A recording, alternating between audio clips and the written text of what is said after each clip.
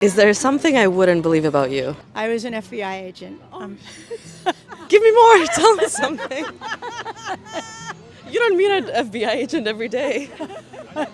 What was the hardest job about being an FBI agent? Having to kill really cute guys. No, I'm kidding. Is there a story or a memory that kind of stuck with you throughout the whole career? There was one time that I had to go to this really rural area to interview a guy that had supposedly bought dynamite.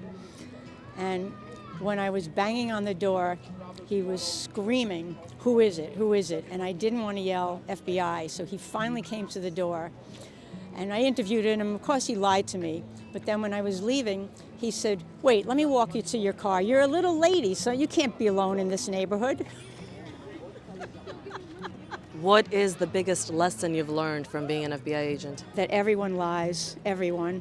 What is something I wouldn't believe about you? My older brother was born with a rare immune deficiency called Nemo.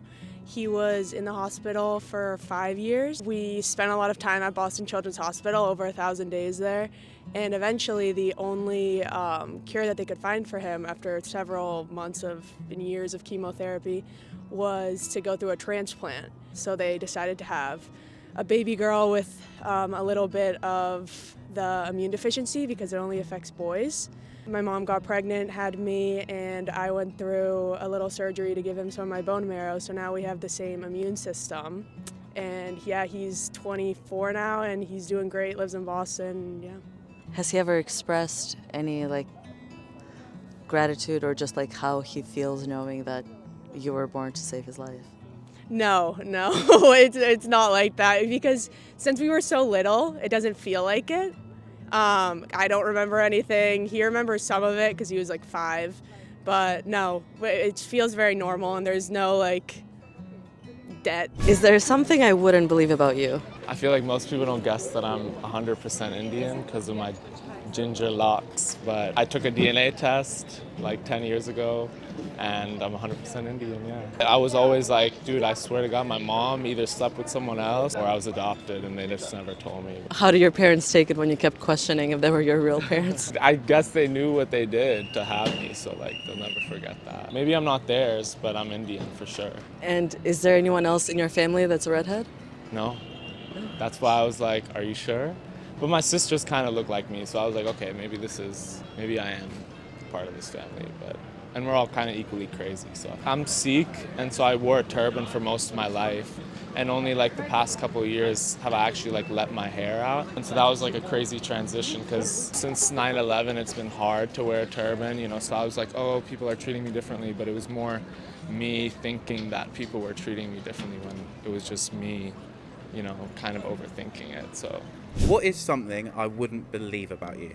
That my dad is Sri Lankan. So he was born in Malaysia and he's ethnically Sri Lankan. Most people wouldn't believe that I'm Sri Lankan, obviously, because I don't look Sri Lankan. My mum's fully Irish, so I've got more of her genetics. When I was younger, I looked very different to my dad. So there were a lot of situations where people didn't think my dad was my dad. There was a time when I was in a superstore and I was having a tantrum over a toy when I was 4 years old, and my dad carried me out, put me over his shoulder, started to carry me out, and he got stopped by security because they thought he was kidnapping me.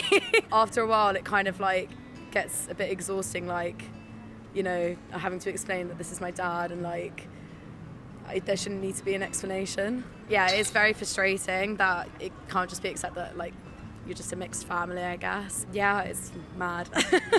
What did you learn from your last heartbreak? My mom broke my heart. 3 years ago? I ain't gonna lie, she been breaking my heart since I was a kid. The judge asked you, oh, who do you want to live with? I picked my mom. Not knowing living with my mom would just open up more these doors that I wasn't ready to go through. She had all these kids and I was her damn babysitter. That was so heartbreaking.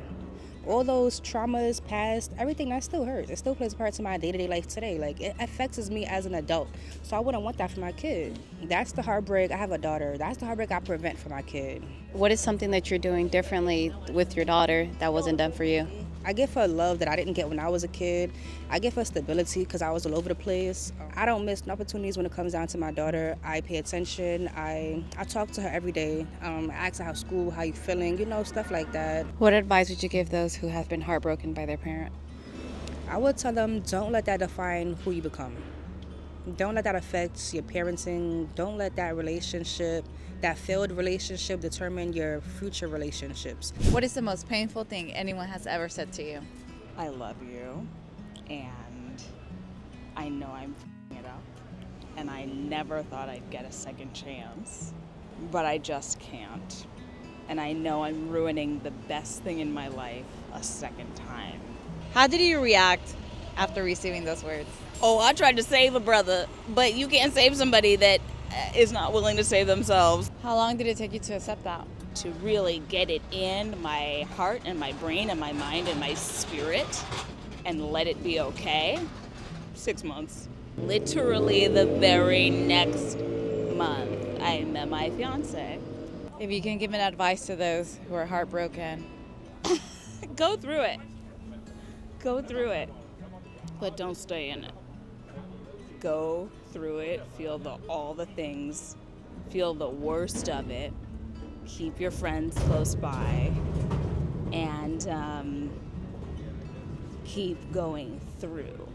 Your last heartbreak, was it your fault or theirs? It was totally my fault. I developed feelings for someone else while I was dating someone, and I actually told my partner because we did have a really great, communicative, healthy relationship. I was like, listen, I don't know what's happening, but I have really strong feelings for my best friend. I think I started out trying to handle it really maturely, and then I realized that it was just a really shitty situation, and there's just some things where even if you're trying to, protect the other person, life is a lot messier than we think, and I was super stressed out when that whole situation started to happen because I was like, oh no, like, I don't want to be like all these bad people that I see in my life, and then I kind of realized that these things happen, and like, you can't really help a feeling, and